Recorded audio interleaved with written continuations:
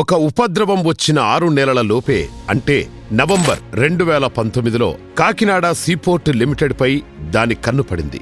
ఎలాంటి హెచ్చరిక లేని ఆ ఉపద్రవ వైకాపా ప్రభుత్వం ఒక కుట్రకు తెరతీసింది. తొలి అంకంగా కంపెనీ ఆర్థిక రికార్డులను పరిశీలించడానికి 2 ఆడిట్ సంస్థలను నియమించింది. ఆ కుట్ర వెంకటేశ్వరరావును క్షోభపెట్టే తుఫానుకు దారితీసింది. ఆయన సంస్థను చేజిక్కించుకోవడానికి పన్నిన పన్నాగమని పసిగట్టలేకపోయాడు. ఆడిటర్లు కంపెనీ లెక్కలను క్షుణ్ణంగా పరిశీలించారు.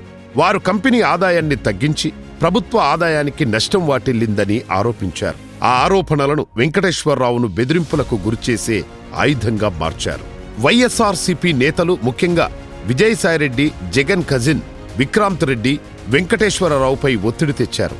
వారు తన 41.12 షేర్లను 494 కోట్లకు విక్రయించాలని డిమాండ్ చేశారు. అసలు ఆ షేర్ల విలువ 2500 కోట్లు ఉంటుందని, ఇది అన్యాయమని వెంకటేశ్వరరావు ఆక్రోశించారు.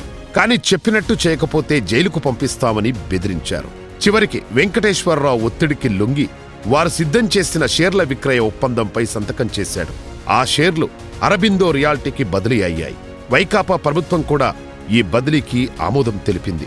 ఈ ఘటన రాష్ట్రంలోని ప్రైవేటు కంపెనీలపై జగన్ కన్నుపడినా ఎలా అధికార దుర్వినియోగం చేసి వాటిని చేజిక్కించుకుంటాడో కదా అని తెలుసుకొని జనం నివ్వెరపోయారు. ఈసారి కూడా అధికారం ఇచ్చి ఉంటే ఈ పాటికి ఆ రాక్షస మాఫియా అప్పడంలా ఆంధ్రాను నమిలేసి ఉండేదని చర్చ నడుస్తోంది.